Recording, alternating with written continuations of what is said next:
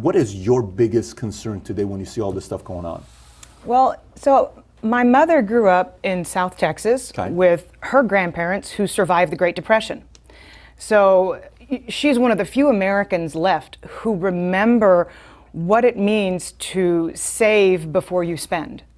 It is not part of the American culture anymore, but nor in more than 100 years have we needed to be of this mindset, or so at least we thought. There's always been access to credit. There's always been a mortgage. There's always been a car loan. There's always been a credit card, if you're kind of running straight down the middle. But I think what the coronavirus is going to revive is kind of our founding fathers, their philosophy. You know, if you don't plan ahead, then you'll fail to be, if you don't prepare, then you fail to be prepared. This is Ben Franklin, I'm paraphrasing him. But what we're finding out with this economic shock of the coronavirus is that so few Americans are prepared. So few Americans have a rainy day fund set aside in order to weather them 1 or 2 or 3 months.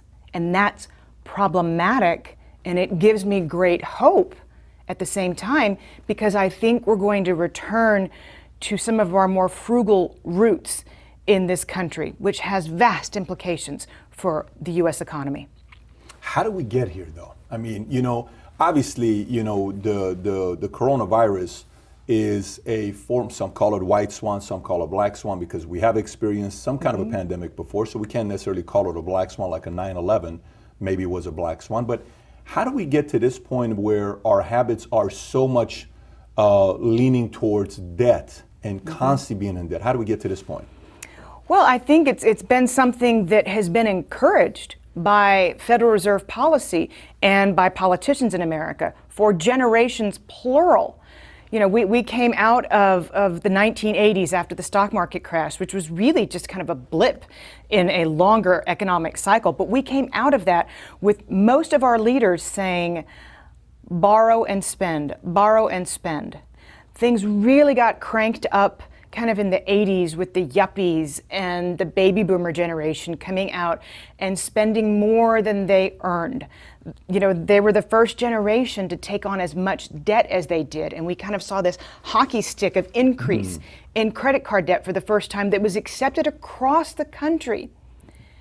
And you know, towards the end of the dot-com era, I mean, it's hard to even think back to 1999, 2000, when everybody was trading stocks and insider trading, day trading, and you couldn't go in a taxi cab in New York without the taxi driver saying, I got a hot stock tip for you. Do you have a hot stock tip for me? That kind of imploded, and Alan Greenspan, to resolve this, took interest rates to artificially low levels and kept them there for a long time. At the same time, you had financial innovation are the words that they use. And all that means is opening up the debt box to where, you know, what were we saying at the height of the last housing boom? If you can fog a mirror, you can get a mortgage. There were people's dogs who were getting, you know, credit card applications in the mail. I remember late on in the credit boom, I had a 6-month-old son, my firstborn, receive a credit card application in the mail. A 6-month-old son got a credit card application in the mail. In the mail. And that was kind of the apex of people using their homes as ATMs. This was, you know what, Jane and Johnny and Maria, they can all go to whatever college they want to go to because I'll just take the money out of the house to send them. We can go take the Disney vacation we can't afford, I'll take the money out of my house and send them. So the mortgage bubble kind of took debt in America to a whole new level. And then that imploded. And we find ourselves over a decade later, and now in the current iteration, in the current cycle, we've bought more car than we can afford to drive. Buying a $60,000 pickup, you don't blink an eye because maybe it's a 7 or an 8-year loan term. And as Americans, I think we've kind of lost our way because we don't look at what we earn compared to what we can afford. We look at whether we can make the payment and just get by. And that type of mindset is what has left the largest economy in the world, as vulnerable as it is, as this black swan, white swan, call it what you want, but that's what's left us so vulnerable, is that we've just done what we need to do to just get by, paycheck to paycheck to paycheck, and not set aside anything. And now we find ourselves with record mortgage forbearance and people walking away from this and that debt because they have absolutely no choice. How do we get here on the sense when I'm asking this next question, because it's the same thing I asked before, how do we get here in the sense of, is this our fault, the people's fault, or is this the decision maker's fault on making it loose? Kind of like the following, you are living in a family and your dad lowers the standards and he lets you do whatever you want to do. Your parents let you kind of do whatever they want to do. Mm-hmm. And then the kid goes out and says, you know what, I'm going to go try to smoke weed. And this other girl, she introduced me to this drug. And I'm going to go out there and party, stay till 2 o'clock in the morning. You're 16 years old because no one cares. Yep. But is it our fault or is it the decision maker's fault that we got here? I think placing blame is short-sighted because I think the blame has to go around.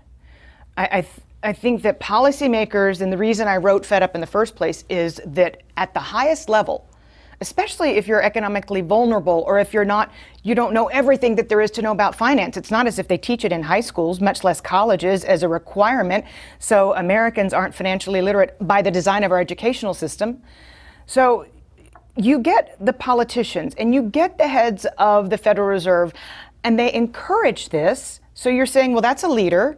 And a leader is telling me how I should run my budget, and so they must be right. Ben Bernanke, at the height of the housing bubble, was saying that there's no way that home prices decrease on a nationwide basis. Well, that's not true. It did happen during the Great Depression, but you're being told by people who sound really smart that you're making the right decision. And at the same time, though, you have to go back and say, you're living from paycheck to paycheck. You realize it. You know if you're not setting any money aside for a rainy day. You know if you're sitting in a car dealership and you're being sweet-talked by the finance manager. You know that it might not be $600 a month that you can really afford. It might be more like $450 a month. And you tell yourself, but they're going to let me do it. And so I will. So I think you have to say that it was encouraged at the highest levels, and shame on them. But by the same token, I think households have deluded themselves for a while as well, because we have become an instant gratification society, and that's a multi-generational statement, by the way. Mm-hmm. I mean, you've got an entire generation of baby boomers living in way more house than they need. But right now, their children may need it and may be moving back in with them. But I'm not trying to pin this on the millennials, per se, who are experiential and spend all of their disposable income on great vacations and the latest iPhones. No, I think this carries across multiple generations, and I think that millennials learned a lot from their parents who also lived beyond their means. So generationally, so you're not saying this is a government thing, this is not us, because you know how you travel and you go places. I always travel when I go places. I ask the driver, so tell me about your house. What's a house go for here? This much. How much you finance your house? What do you mean? How much is your finance, how much you finance your house? I didn't finance my house. You're at the Caribbean. What do you mean you didn't finance your house? You can't finance stuff here. Mm-mm. What does that mean you can't finance stuff here? If you buy a house, you have to buy it cash. Yep. What do you mean you have to buy it cash? So if you don't have, like my house right here, $50,000. My wife's parents and my parents helped us, and we bought this house. So you don't have any payment on it. No, we don't have any payment on it, right?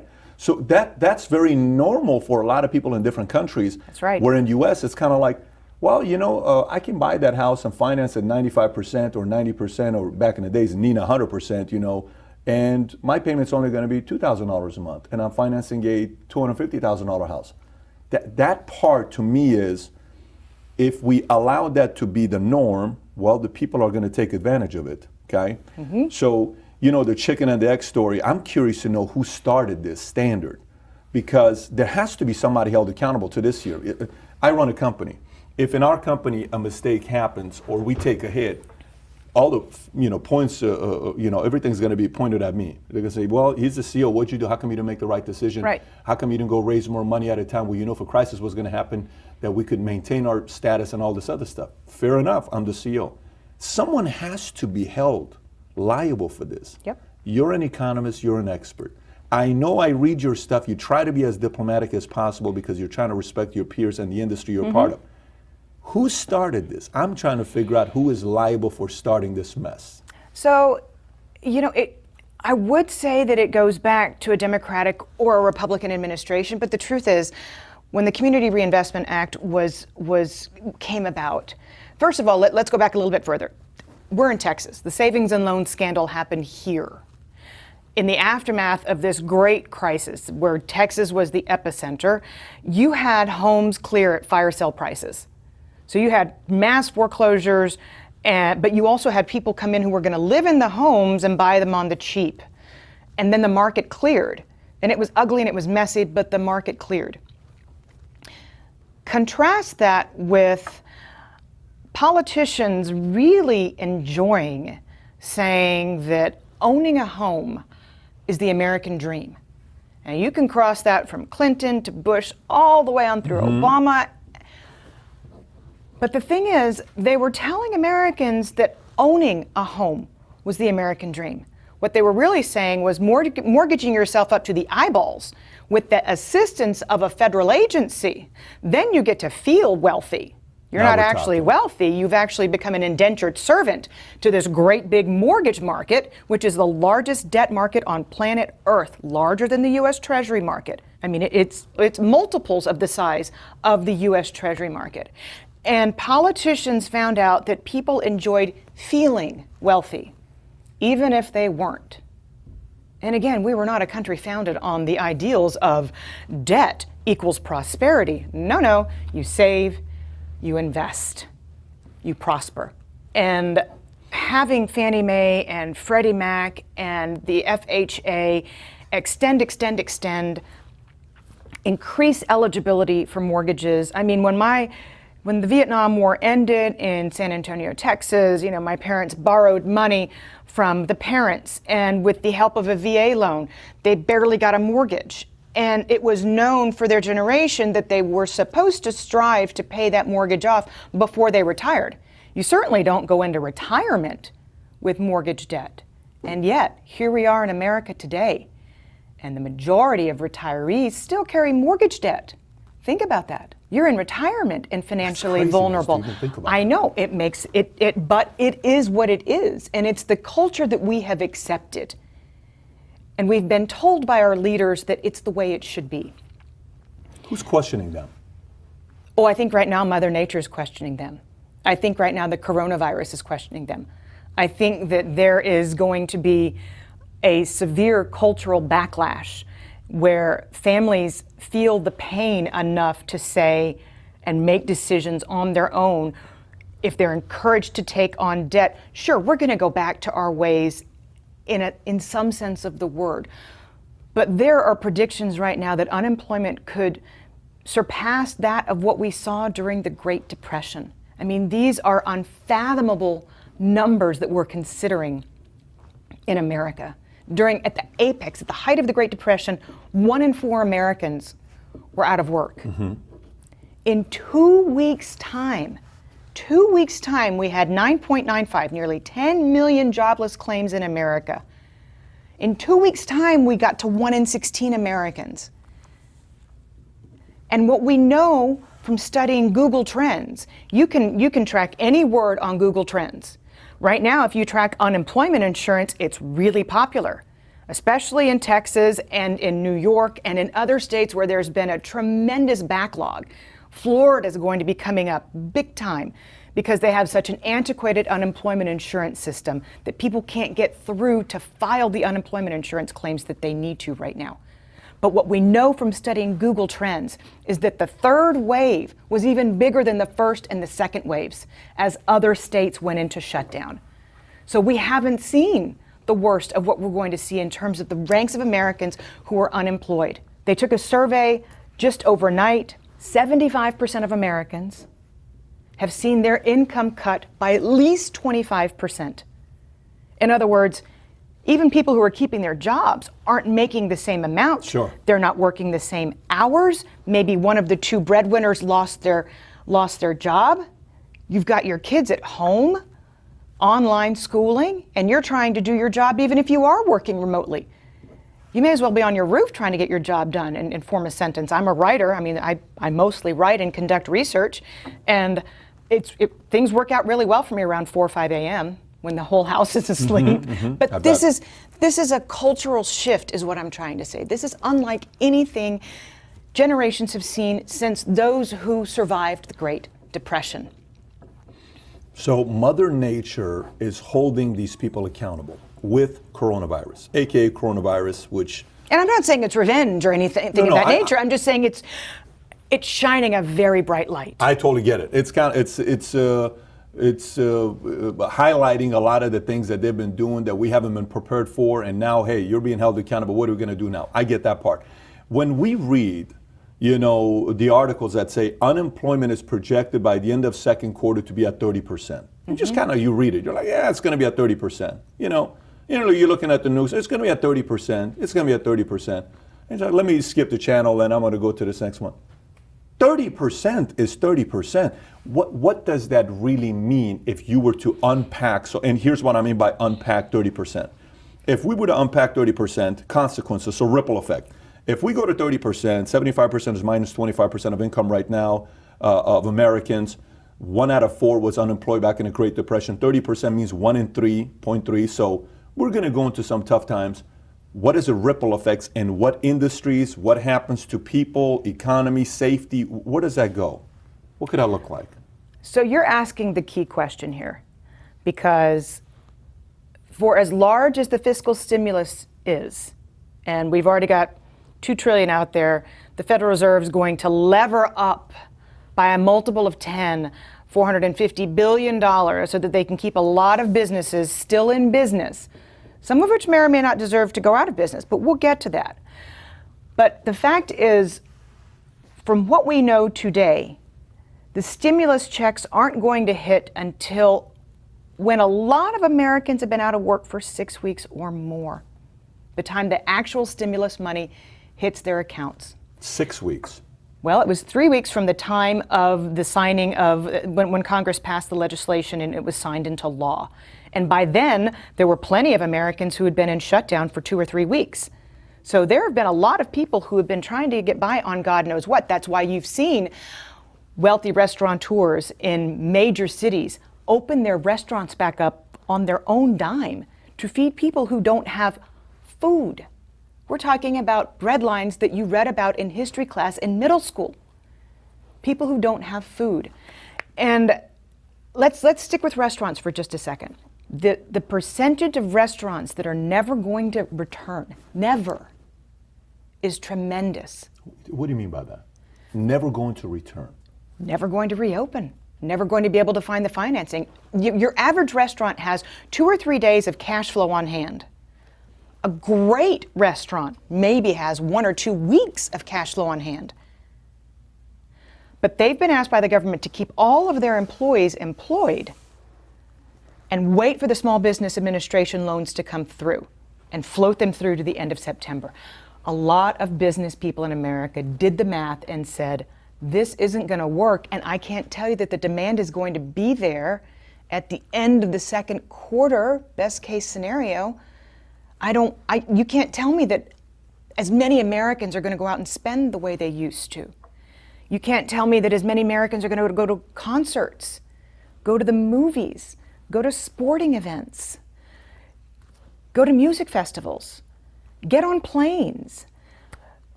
Something of this magnitude. I mean, there's a headline that hit today. There are more New Yorkers who have died as a consequence of the coronavirus than what died on 9/11. I was in New York at the time. I worked on Wall Street at the time. It's something that reshaped my life and the way I viewed the world. Now magnify that, spread that across a nation. We're going to change the way we spend.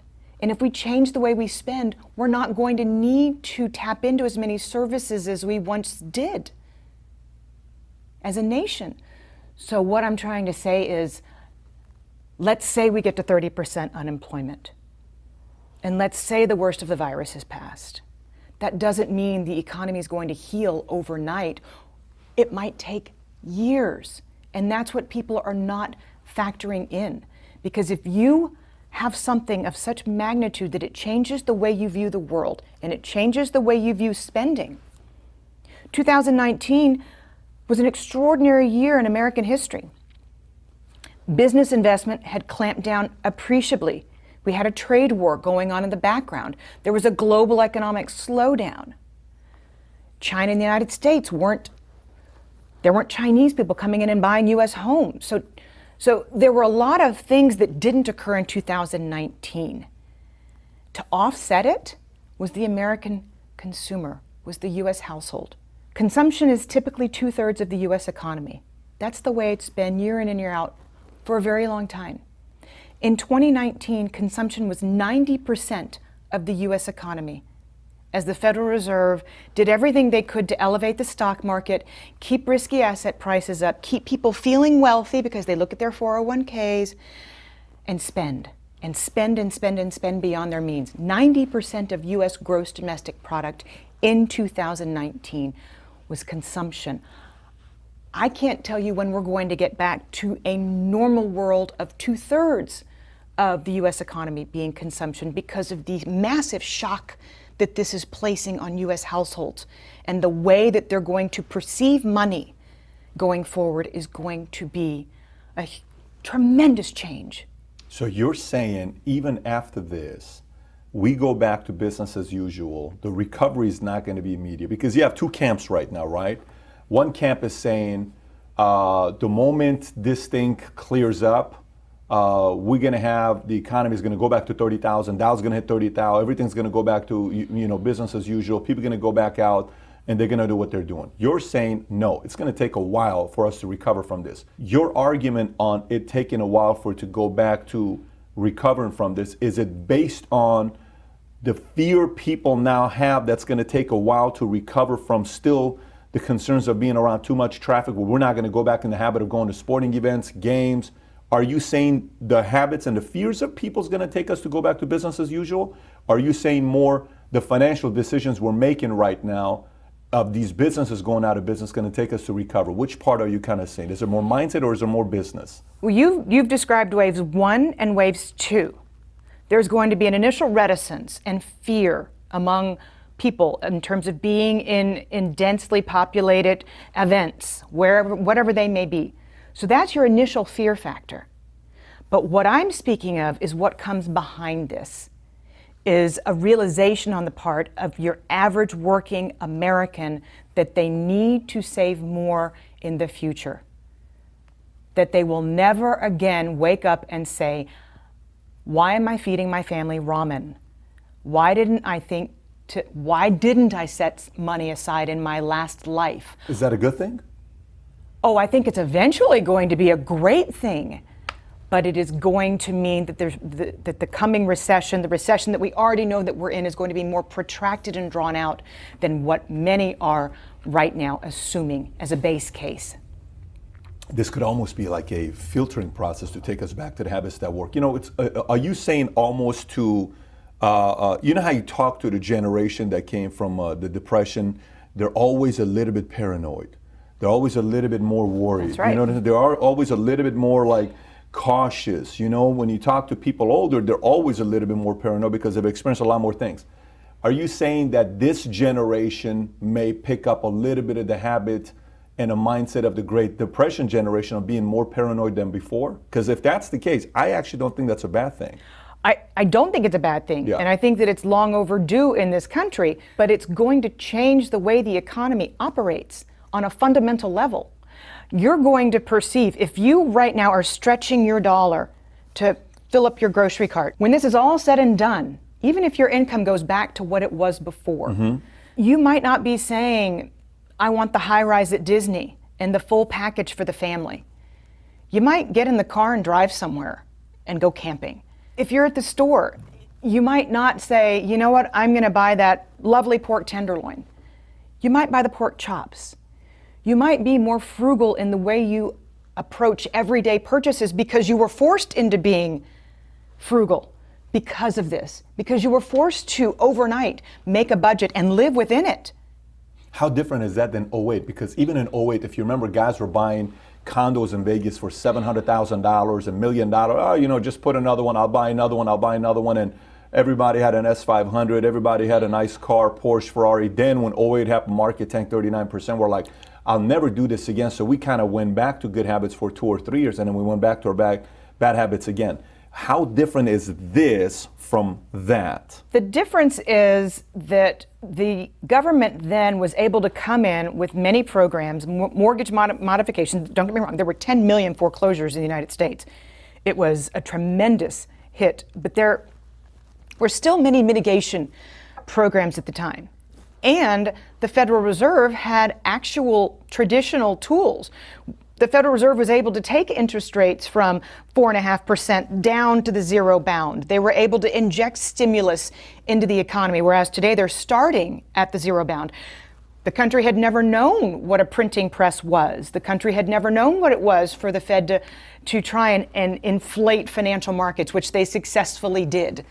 They were able to come in and keep zombie companies alive that otherwise would have gone out of business in a regular business cycle. We did have our wrists slapped, but the Federal Reserve came riding to the rescue and said, no, we're here to back you. Go back to your spending ways. Maybe you can't get that mortgage you wanted, but by golly, we're going to take interest rates down to the zero bound. We're going to have private equity investors come swarm into neighborhoods, buy up homes that otherwise would have gone to millennial first-time home buyers for fire sale prices. That didn't happen. You had investors swarm in because anybody that had deep pockets could borrow more with interest rates at 0%. You had the government borrow to kingdom come. So you had a very quiet expansion of the social safety net. So you ended up keeping a large percentage of the U.S. economy, of the U.S. workforce, on the sidelines. Years later, we ended up with a skills, with a lack of skills in the U.S. workforce. But part of that was also because so many Americans were able to stay out of the workforce and even access credit. All I'm saying is we have companies that are still in business today because the junk bond market opened wide back open. We have a lot of the rot from the last financial crisis that we were able to basically refinance, if you want to think about it that way. Kick the can down the road. Not eliminate or clean up, just refinance. Not eliminate, not clean up. Keep the overcapacity in the system. Keep more people employed than they otherwise would have been throughout the crisis, but you don't come out better and stronger for it. You just feel like you have because you've taken on that much more debt. So that leads to a lot of different questions. We're going to go to negative interest rates because if you're going from 4.5 to 0, where are you going to go from 0 to what? That also brings me to quantitative easing, which we'll touch about here in a minute, and obviously the Fed, which we'll get to 100%. But before we get there, I have a complete different thing that I was curious what you would say. So pre-coronavirus, take coronavirus off the table, right? I'm at a Goldman Sachs event where the chief investment officer speaking, and she's eloquently given a message of how they foresee the economy being, and here's what's going to happen. We're not too concerned about the coronavirus. This was at the beginning stages, second week of January, to give them credit. It wasn't like it was second week of February, second week of January. We're not really thinking this is going to get out of control. The the R naught score is not that high where it's not going to spread. But take coronavirus out. Go to 2019, we're in July, okay? U.S.-China trade war is still going on. Mm-hmm. Venezuela's still going on. Mm-hmm. Go a little later in December. Saudi Arabia and Russia is going on. We have the wall going on. We have election going on. We have the divisiveness between Republicans and Democrats going on. We have 129 months of economic expansion going on, the greatest ever. We've never had 129-month economic expansion. So if coronavirus doesn't happen, set that aside. We don't have anything that comes out of Wuhan. We're good to go. There is no coronavirus today. Are we going to get to where we are today regardless of coronavirus, or did coronavirus have to happen for us to be in shambles that we are today with the $2.2 trillion stimulus, and they're projecting another $10 trillion that's going to come out possibly in the next month or two? So what's the difference? So I think the difference is magnitude and speed. We knew by looking at the data that things were getting very, very stretched. And we saw that if you took out fleet sales, for example, I'll just take one example, car sales. If you took out what the car rental agencies and what corporations were buying for their own fleets, if you took that out, you saw 4 years in a row of declining retail car sales in America. If you looked at the employment sector, we got our last clean read pre-coronavirus this morning of job openings. We were seeing weakening on every front of the job market prior to the coronavirus hitting. This was a very slow-moving slowdown, but it was definitely a slowdown. If we looked at data out of Germany, if we looked at data out of China, which pre-coronavirus was growing at a 30-year low, Germany was slowing as well. So, and this is all pre-coronavirus. So would the Federal Reserve have been able to float the financial markets through the election because they were so aggressively keeping interest rates at artificially low levels, and they were so aggressively growing their balance sheet, even though they were calling it not QE? Could they have floated the U.S. economy through the U.S. election? Possibly, possibly. But we knew, those of us who worry about these things, knew that the bubble was getting to be so big in the corporate debt market, and the bubble was getting to be so big in the stock market, that the littlest thing, and I've been saying this for probably a year now, that we are one financial shock shy of the Federal Reserve having to come in guns blazing and give a whole new meaning. One of my clients said the Federal Reserve didn't come in with a bazooka, they came in with a neutron bomb. I agree. But that was what was required, because when you try and buy time, and time as a factor of time gets more expensive, that's what happens. You inflate bigger bubbles. And we walked into this huge coronavirus event more indebted as a world and more indebted as a country, more indebted as a corporate sector. 74% of US GDP, almost $16 trillion corporate debt, non-financial corporate debt in America. Never seen these levels. Consumer debt, higher than it's ever been. Remember what we talked about earlier. If you're Joe Q homeowner and the mortgage company says, no more, no mas, you may not take equity out of your home, cash out refinancings are over. And yet as a society, we're still told we better get that 4-year degree, so now we have $1.6 trillion of student debt on our hands. Because something had to pay for it, so student debt's paid for it. And now we've seen credit card debt get back up to over $1 trillion. And now we've seen car loans get back up to well over $1 trillion. So yes, we don't have the same amount of mortgage debt in America as we did in 2006, 2007. But boy, we've met up for it big time in other areas. So whether you're talking about the world, over $250 trillion of debt, the US government, corporate America, or US households, we've all been up to our eyeballs and drowning in debt. Again, that led to 15 questions, but let me ask one of them just out of curiosity. The world has $250 trillion of debt, which is a lot of it is credit, but we only have around $50 trillion of currency. How is that possible? You know what I'm asking, right? We have $50 trillion of coins and currency. We have $250 trillion of debt. How does that work out? We have a lot of good faith based on the prowess of the U.S. printing press. I mean, the United States maintains reserve currency status. That's fake money, though. That's not real money. That's fake money. That's $200 trillion of fake money. Oh, you're really? I know. But it's all based on faith. How long is it sustainable, though, Wow. to go at that pace? In theory, and if you listen to what you're being told, everything's going to be okay. Trillions and trillions and trillions of dollars, with the United States in the lead. The United States by far, vis-a-vis any other country, is taking on more debt to address the coronavirus than anybody else on the planet, including China. That's saying something. And we're being told that it's all going to be fine because you can just have the Federal Reserve, which is what they're going to do this year, finance all debt that's being taken on, put all of it on their balance sheet. We came into this with the Federal Reserve's balance sheet somewhere in the neighborhood of $4 trillion. It is likely that we will get into double digits, $10 trillion. That's a scary thought. You know, I'm looking at all this stuff, and to me, everything's a leader's bulletin, and I think someone's going to come out the winner here from coronavirus. I do think. This is showing us that we need a strong leader. I think behind closed doors there is, and I'm going to go to an empire that I'm looking at that it's going to be crazy for me to give them credit, but strategically, I think they have been poised for this to come up. So here's some data here. China's national debt is $5.2 trillion. That's what they have, right? And their GDP, their debt to GDP. By the way, before I get into this, how much do you as an economist look at the debt to GDP ratio? Is that a big factor? Do you look at that as a big factor or not really? It's not a big concern. Oh, I think it's a huge concern. It is. So and now that we know that it's truly Milton Friedman behind me, yeah.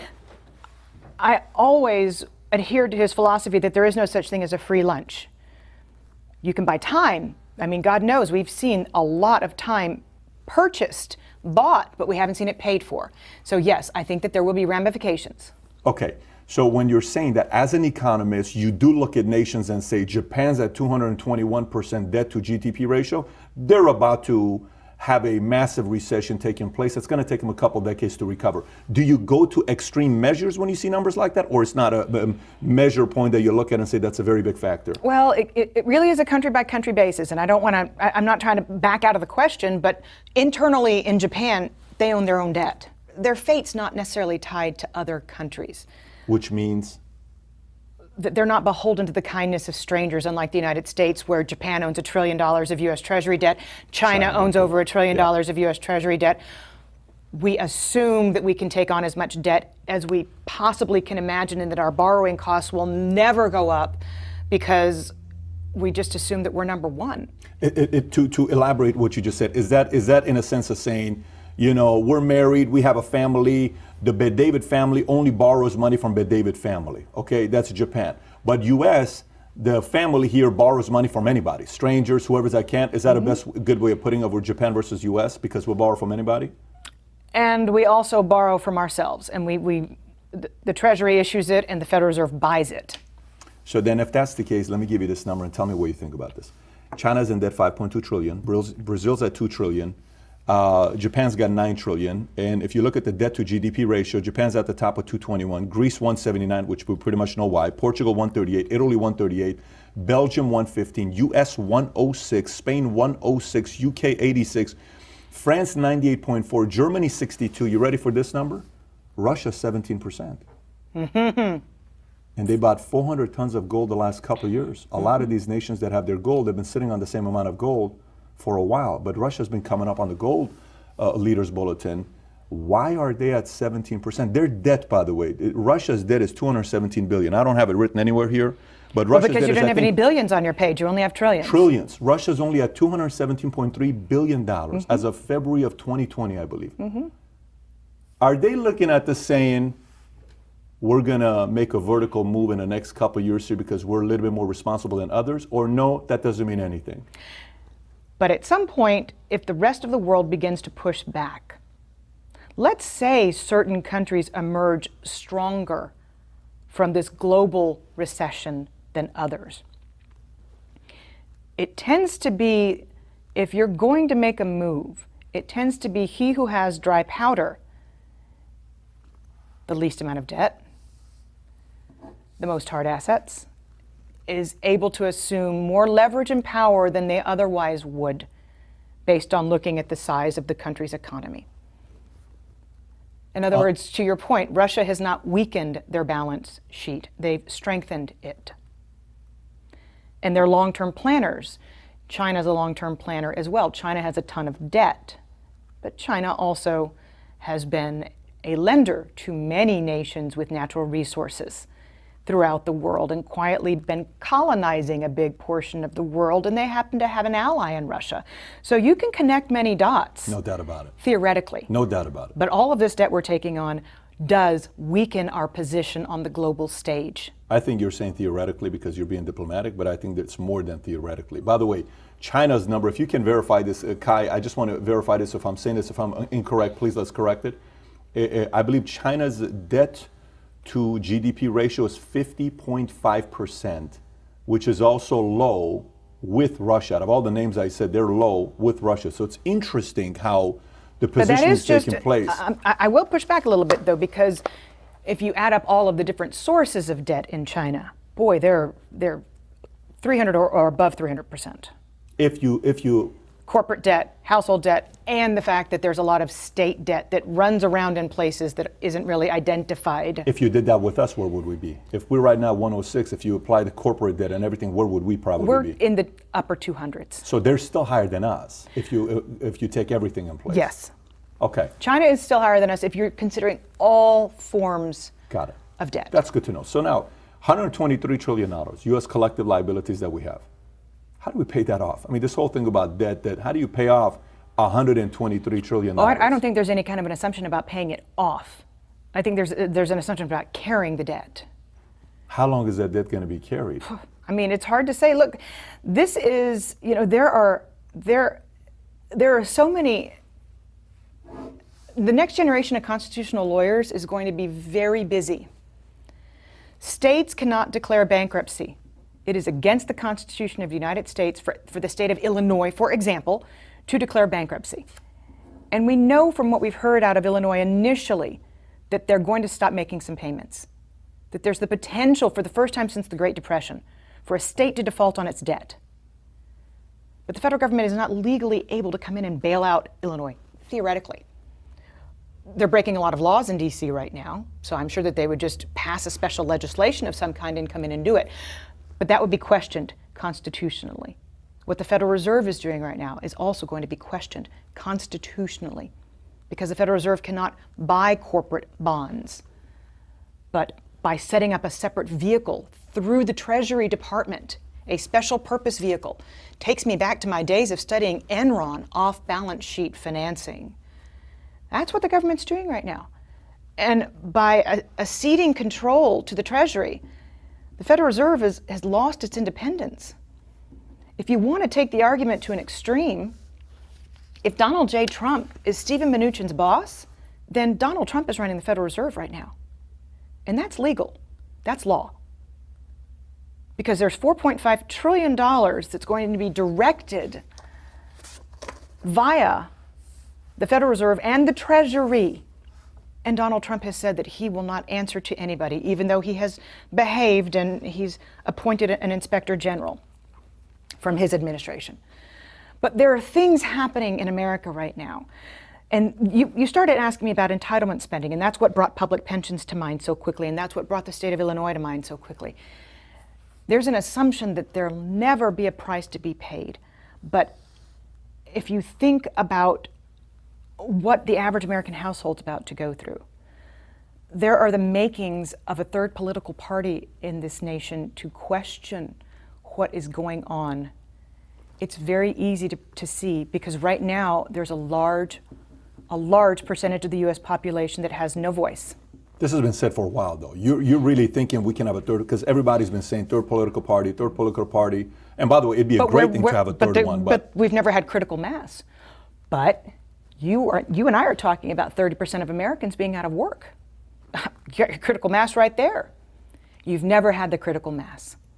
But you've never had this many Americans who are going to be focused on who is and is not representing their best interests. How do you tell between the bullshit? I mean, everybody can say they have you as their best interest. How do you tell that apart? Because behind closed doors, who's really leading these guys? You said Trump. Let me read something to you. A tweet he sent out back on September 11th.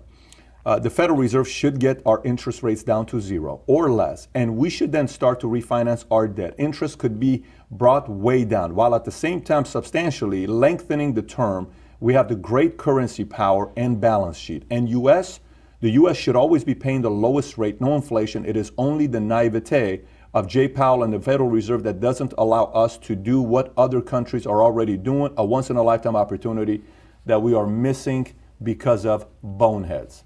This is 9/11/2019. This is pre-coronavirus to understand that we're going from 4.5 to 0. He did not know that we're going to need more for that. You read that, you hear me say that. What do you think about it? Well, he's using the example of the country of Germany that has effectively paid to take on sovereign debt. Of course, Germany is also very frugal, and their balance sheet could stand up to ours any day. But if you think about a bank, let's take this to its most simple terms. A bank is in business to borrow at a very low rate and lend out money at a much higher rate. And the difference between those two rates is where they make money and why they're a bank, why they stay in business. If you take interest rates to a negative level, a bank has no reason to be a bank anymore. The bank should just close its front doors and go away. That's what you're talking about if you're talking about negative interest rates in America. That's how impossible it would be. That's how crippling it would be. That's why the Japanese bank stock index is down 90% from its highs, because the Japanese banking system has been crippled by negative interest rates. That's why the European banking system, that index, since negative interest rates were imposed, is down 40%. Negative interest rates are very much not. They're anti-American. They're unpatriotic. They should never even be considered.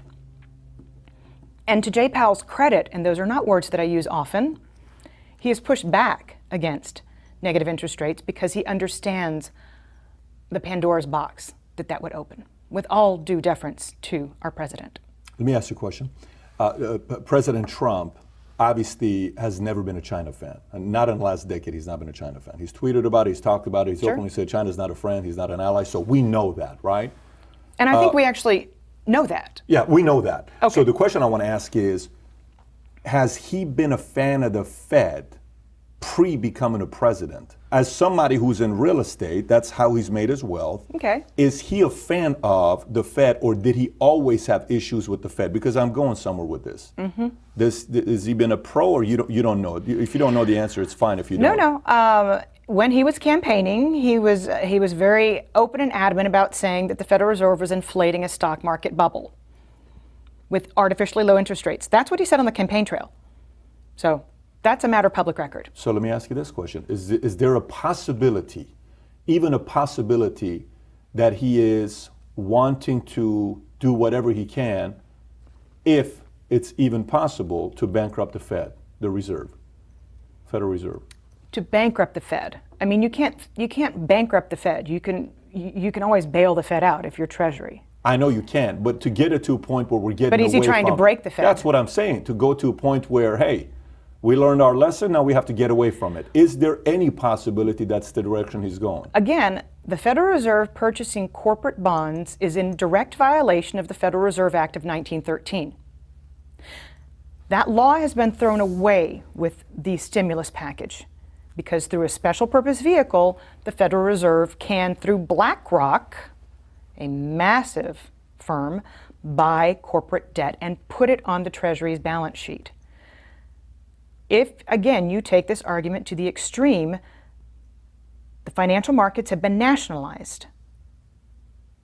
And if you take the argument to the extreme, to the extent that the Treasury is answerable to the administration, Donald Trump has broken the Fed. And this is something that is extremely difficult to get your head around. I need to get out more. Well, I think we all need to get out more. We Yes, can we agree on do. that right Yes. now. We're all going to be happy when we can get out more. But even before the coronavirus, I needed to get out more, so I know what the Federal Reserve Act says.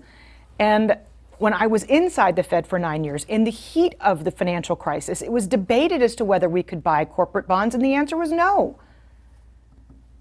And yet, somehow, because this crisis is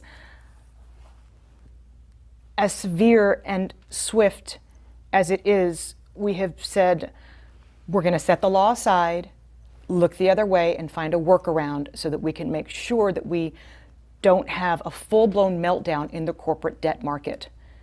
By the way, that was facilitated by Federal Reserve policy keeping interest rates too low for too long.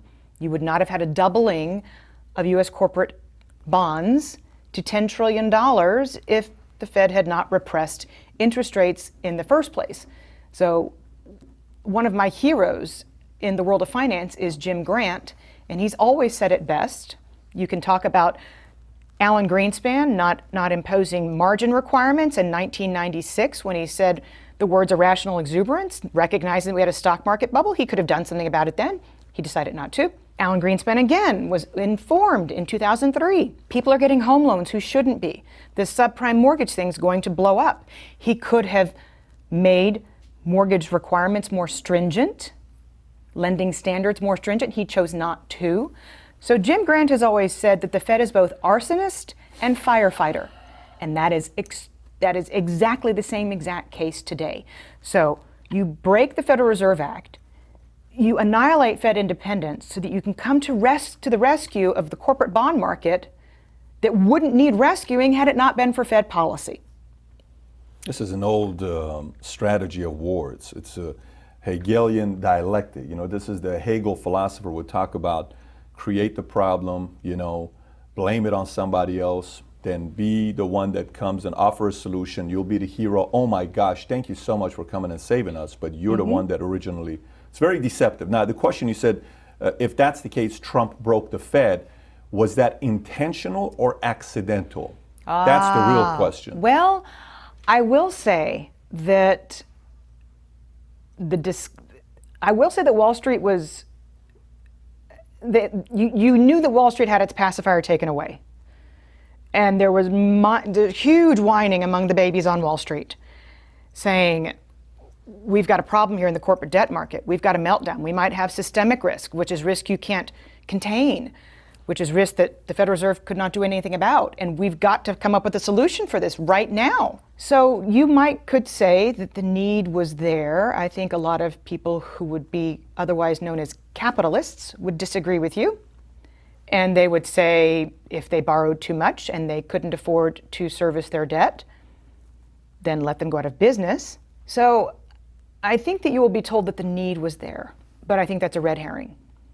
So let's talk about my friends who are the capitalists that will say, if you borrow too much debt, let them go out of business. Do you have a problem with that? Because the way you said it, it seemed like you do have a problem with that. No, I'm saying that Wall Street has a problem with that. Wall Street has a problem with allowing the too big to fail companies to go out of business. Of course they do. Okay, I'm good. I'm fine with that. Sure. I totally, we're on the same page there.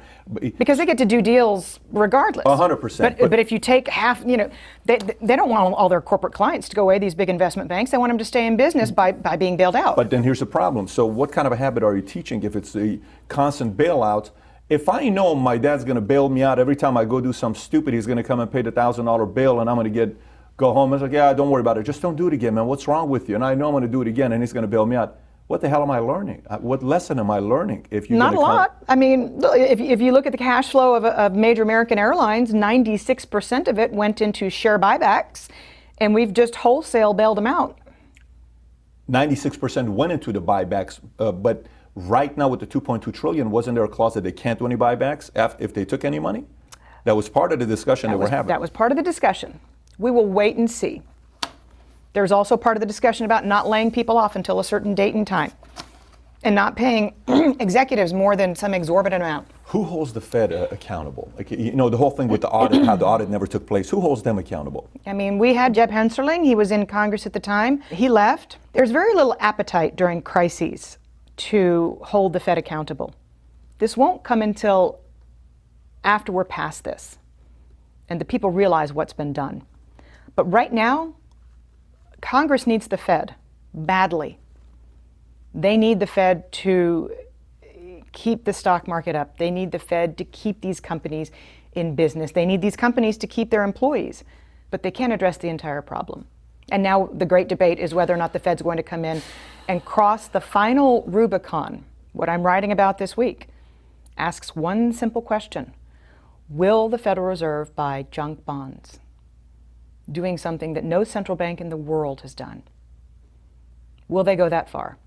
Will they bail out companies that are completely insolvent? Isn't that a form of quantitative easing, though? Well, it's a form of quantitative easing, but in theory, even under extraordinary circumstances, you're not supposed to bail out an insolvent institution. I give you Lehman Brothers. That was what Ben Bernanke went on national television and explained. They were insolvent, therefore we couldn't bail them out. AIG was solvent, therefore the next day we did bail it out. How many laws are being broken right now? I'm you know not, what I'm saying when I'm saying this? I'm not an attorney, but I've lost count. Okay, so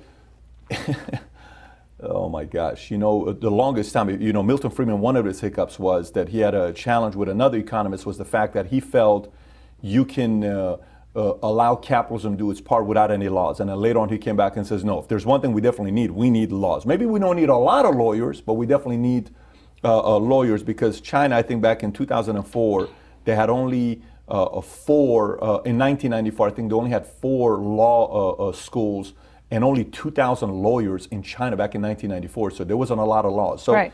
It doesn't seem like a lot of the and laws they were poisoning their rivers. Yeah, and they were poisoning their rivers, of course. And now going back to this, when we're talking about the whole Federal Reserve, to go a little bit deeper into it, what have they ever gotten right? Because if you look at internet tech boom, late 90s, oh my gosh, you know, look how many billionaires, Dow was going up, S&P was going up, you know, the mortgage, oh, look at this stuff, this is just amazing stuff, interest rates, you know, oh, this is great, don't worry about it, it's going to be all right, Bernanke. What have they ever gotten right? So there are 2 people who are my heroes. William McChesney Martin, he went through multiple administrations, was famously thrown up against a wall by LBJ, and refused to back down to one president after another. Probably the most independent Federal Reserve chairman of all time. He was the one who famously said, it is the Fed's duty to take away the punch bowl in the middle of the party, in a congressional testimony. And then you had great big Paul Volcker, who defied Reagan, mutiny on his own board, and was tossed out on his ass and replaced by Alan Greenspan. And since then, basically whatever investors have wanted, investors have gotten. And since then, the inequality divide in America has gapped out. And so I guess since Paul Volcker, not much has gone right at the Federal Reserve. And you've had 2 independent chairmen in its history. 2. How scary is it to go against the Fed if somebody's running for something and you're being too vocal about it? You know, 'cause I mean, Ron Paul tried to do it also. I think Ron Paul, he also had another book he wrote that had to do with the Feds, right? I think I don't know what the title was, but he was also talking about something with the Feds. And he got a lot of pushback, and he had a lot of independents that came out. You know, libertarians and independents were all for him to kind of get him going, but he couldn't create all the momentum down to the end. Can you really go to the top and go against that system? Well, see, you got a lot of enemies. I've met Ron, but I was never of the opinion that we should have ended the Fed. I mean, we're closer to being a banana republic than we ever have been. But if you contemplate what China has done with our intellectual property, and then you extrapolate that type of espionage and trickery into what they would do if our financial system was unprotected, good Lord, they would take over the economy by force. So I've never been of the opinion that we should have no Federal Reserve. I've just been under the opinion that if you can't have a William McChesney Martin or a Paul Volcker running it, then they should be fired, and that they should be forced to be independent. It's actually in the Federal Reserve Act that you are supposed to have a Federal Reserve Board that is from individuals who are from a diversity of industries and geographies. You're not supposed to pack it full of a bunch of PhD academics who've never had to have a payroll in their life and only have theoretical models that they put in place and say, I know, we should take interest rates to 0 and see how much that screws savers, because they have pensions for life, because they're academics. Why do you have a problem with that? Why do you have a problem with, you know, the whole 17 out of the 17, I think you said 10 are PhD, 2 are lawyers, you know, what's the biggest challenge there? Do you think we'd have better Fed policy? I'll throw a question back at you and be Socratic. Do you think we would have better Fed policy if the people making Fed policy understood what it was to be on the receiving end of it? You don't have to sell me on that. I'm asking why is this continuously happening? Because for me, you can also make the argument if you go in there to say, how could you be the commander-in-chief of America and you've never served the military? That's kind of tough for me. I mean, we don't have. Tough for me too. And when's the last time we had a president that served in the military? That's right. It's been a long time. That's right. How could you be the commander-in-chief if you've never served the military? You have to know what sacrifice means. So in order to sacrifice the lives of others. And that we should have pension fund managers, prior successful pension fund managers, and there are a few, the state of Indiana, the state of Utah, they're actually properly, despite interest rates being at the zero bound and too low, they're not taking excess risk with grandma's pension. There are Joe Q CEOs who've not spent all of the money on share buybacks, despite the temptation being there and Federal Reserve policy saying, don't invest in the future. You're going to make a lot bigger bonus, and your stock price is going to go a lot higher if you buy back your shares instead. And by the way, money's free, borrow at will, and do so. But you need to have people who understand the consequences of Federal Reserve policy making Federal Reserve policy. And Jay Powell was actually a kind of a good candidate for that. And he's buckled completely under the pressure. It's funny you say that. You know, yesterday we had a meeting with my CFO and our board was asking me, so when are we applying to get the money from the stimulus? Because we can apply for it. And I'm sitting there and I'm saying, how much is it going to be? They give me the number. What's the buyback? What does it look like? I'm like, you know what? We don't really need it. Why we apply for it? Let somebody else get it that need it. We decided to kind of get our finances in order to not have to worry about a time like this, so I don't have to go and apply for getting the $5 or $10 million check they're going to send us. My hat's off. Okay, I'm going to give it to somebody else, not me. I don't need to be bailed out for it. But I just think this approach, we're taking a loan for a loan for a loan for a loan for a loan. I mean, when does it ever end? So the argument then becomes about the taxpayer who's pissed off and saying, let me get this straight. You can constantly bail yourself out and you can constantly go print money with this quantitative easing. Why the hell do I have to pay taxes? Why do I pay taxes? For my big 40th birthday lunch, there were, at the time that I had lunch with Richard Fisher, who was my boss, there were riots in the streets of Athens. And we ended that lunch with me saying, what's your greatest concern? And his answer was, I worry that Fed policy is going to eventually land us in the same spot as where Greece finds itself back then, with riots in the streets. Now, take my example of the state of Illinois.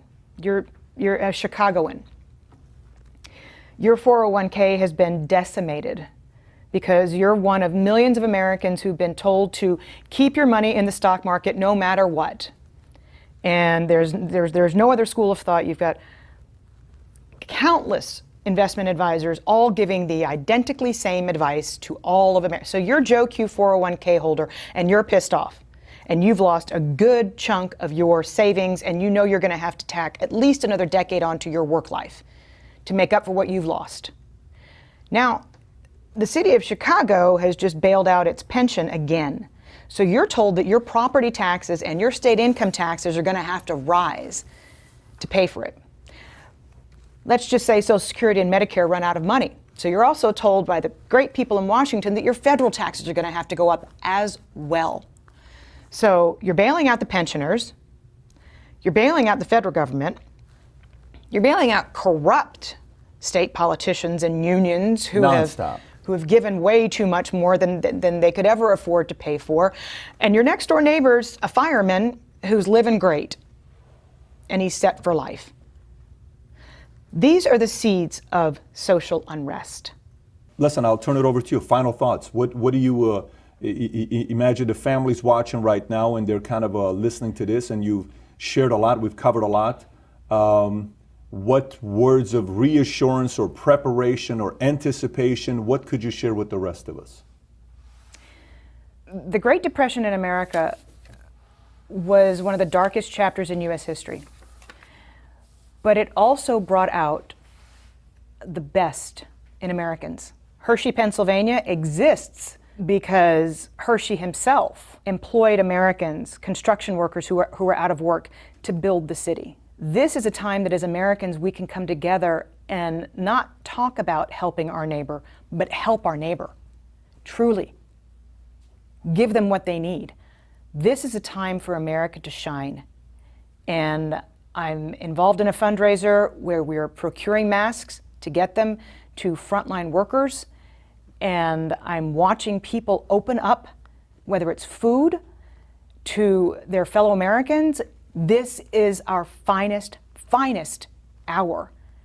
And this will make us stronger for it in the end if we open our hearts and if we have the ability, our wallets, to those in need and see our way through what's to come.